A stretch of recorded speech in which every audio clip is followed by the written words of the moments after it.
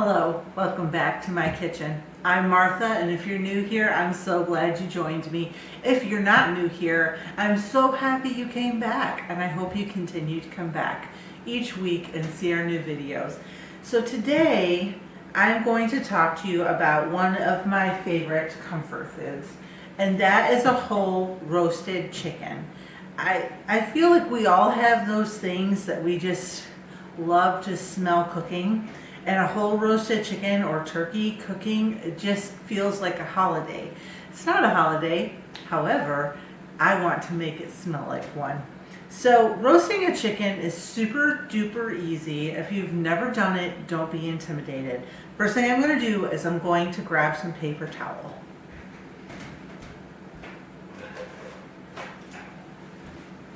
We're just going to pat the chicken dry. It just helps to brown if you pat it dry. The bottom's pretty dry because it was sitting on some paper towels. I went ahead and washed this off, got any extra feathers that might have been left, and checked the cavities to see if they put the neck and the giblets in a bag inside, and they did not. Sometimes they do, sometimes they don't. So it's a really, really good idea to go ahead and check. So the first thing you're going to notice is I have a whole bunch of vegetables here. I have some celery, red onion, some potatoes, and some carrots. I like to put my potatoes and my vegetables on the bottom of the pan and set my chicken on top. That way the chicken doesn't burn and scorch on the bottom of that pan. And it's a one-pan dish. Who can argue with that? So let me get a knife and our vegetable peeler and get all these veggies washed, and we'll start getting ready.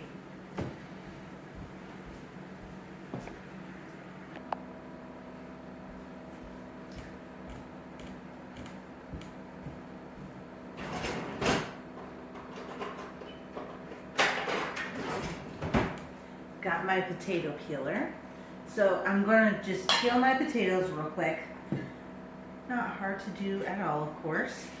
And I tell you what, get yourself a garbage bowl when you're peeling. It just makes it easier. And then if you accidentally drop what you're peeling, it goes into the bowl in the peels and not into the trash can. Which, yeah, that's not fun to have to fish it out of the trash can.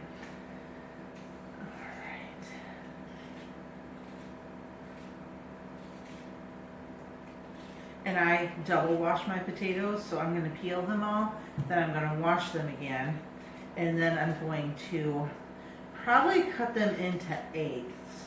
These are pretty good sized pieces, so that's what I'm going to do. And these potatoes are turning green. You can eat them, you just want to peel the skin off. Not a big deal. A green potato will give you a tummy ache if you eat the green part, but if you cut that part off, it's going to be fine.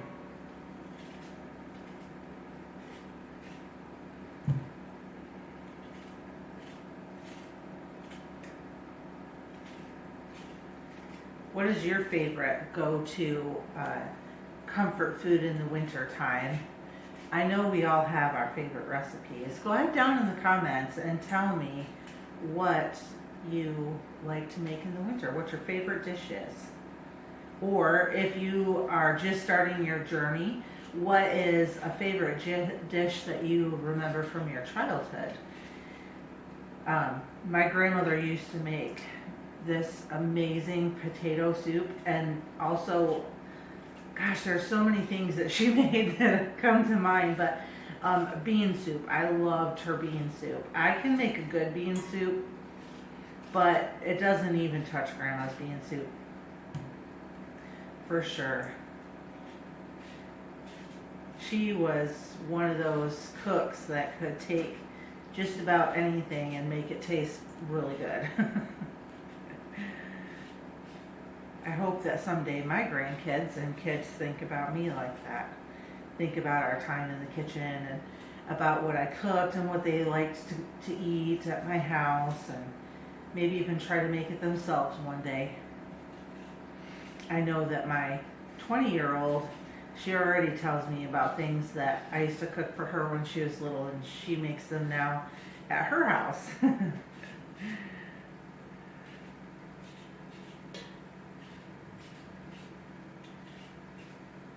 Alrighty, I'm gonna finish peeling the potatoes, peel the carrots, give everything a good rinse, and then we're going to cut everything in, I don't know, a couple inch size pieces. And then we'll season up the chicken. I have some, it's basically like homemade Mrs. Dash.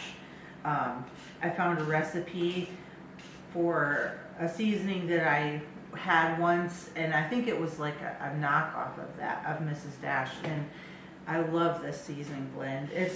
I put garlic and herb because it has quite a bit of garlic in it and has lots of yummy herbs. I'll see if I can find the recipe for that blend, and I'll put that down in the description box in case you want to recreate this exactly as I'm cooking it.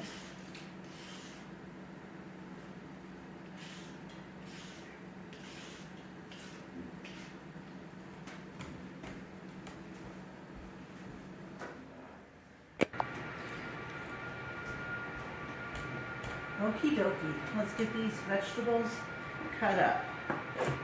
I'm just going to cut these carrots into a few pieces, leave them bigger so they don't just cook away to nothing, you know. I'm sorry if there's a shadow, the sun is starting to set, so there might be a little bit of a shadow casted this way. I noticed in my last video that it did that when the sun was setting. Who else is ready for the sunset to go back to being much later in the day? I mean, I can't see what time it is. Oh, 3:44 in the afternoon, and you can tell that sunset's not too far off.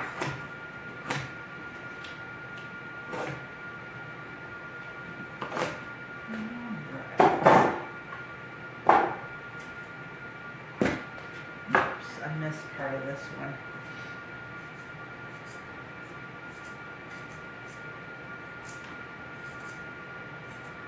Not ideal to peel with such a big knife, but I don't want to miss all that good carrot.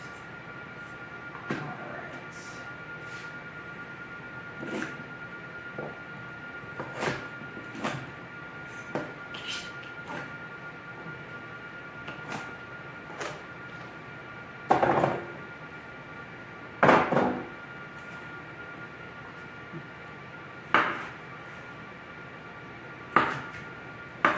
I cut that potato in about 6 pieces.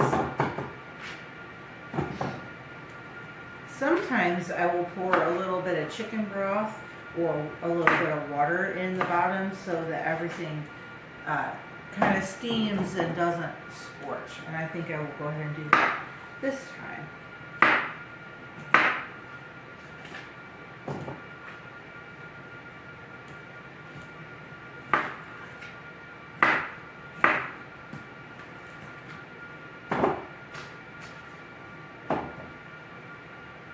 Now the celery and onions I want to kind of cook down and become more like part of the flavor. Whoops. So I'm not going to worry about leaving those in bigger chunks.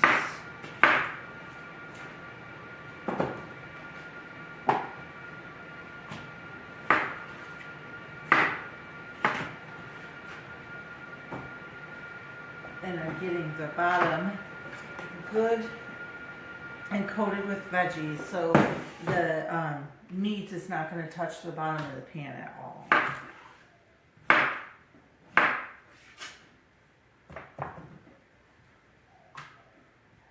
This little bitty one I'm just going to cut into fourths.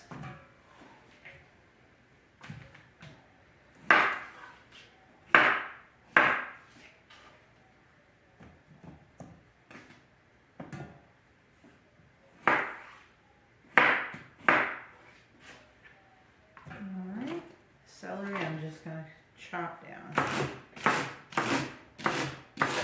Now you could stuff the cavity of the chicken with the celery and onion if you wanted to. You definitely could, and I do that when I roast a turkey. I stuff the cavity full of vegetables to keep it moist and to add flavor.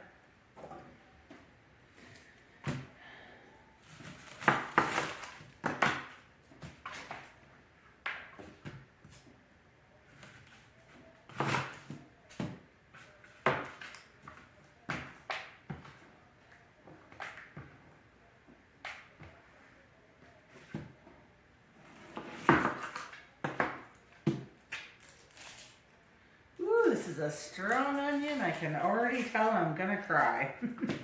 Now I'm just gonna rough chop this onion. I'm not worried about getting it super fine and frying a whole bunch.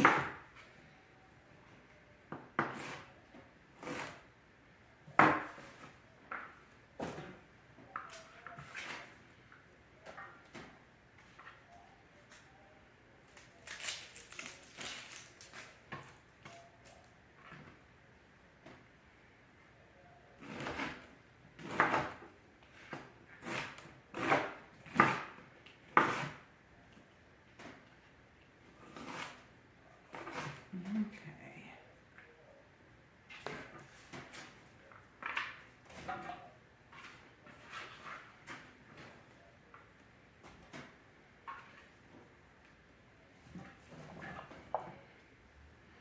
And now we're going to prep this chicken.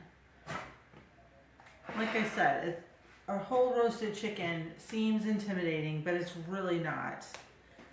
So this is the garlic and herb seasoning blend I was telling you about. And I'm just going to generously season this all over. Now you could use some olive oil, rub that on the skin, but I know we're not going to eat that skin, crispy or not, it doesn't really matter.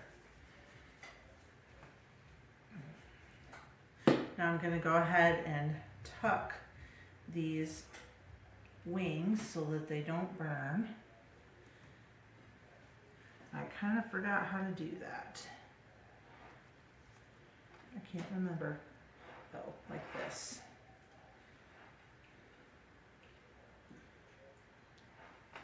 We're going to tuck it up under. When I set it down in the pan, I'll be able to tuck it better. I did forget I want to turn it over.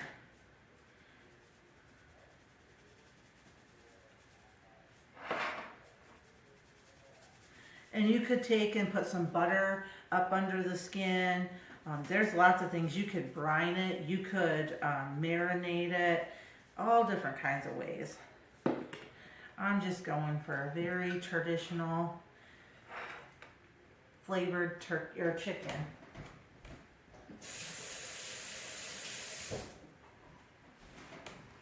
All right, now I have some seasoned salt here.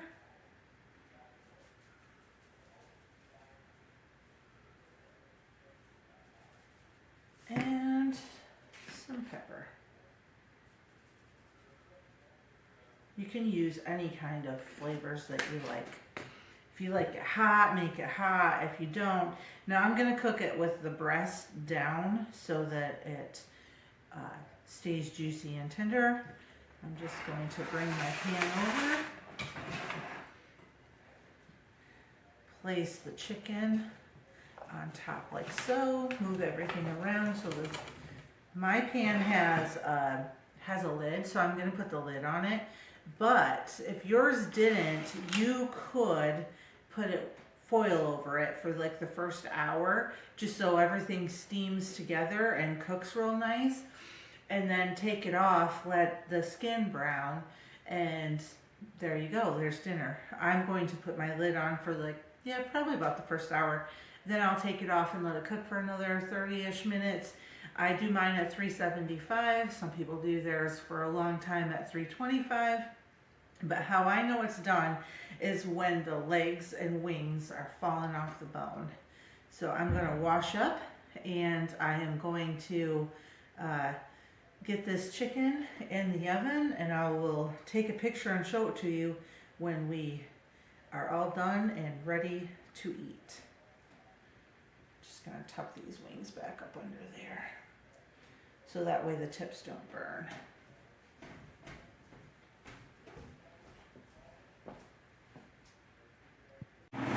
And the chicken is all done. It took about 2 hours total to cook everything up. Nice crispy skin, beautifully roasted potatoes, and I'm whipping up a quick pan gravy. So there you go. So I don't think I'm going to show it in this video how to piece the chicken out, because we're just ready to eat. So thank you for joining me. Have a great day.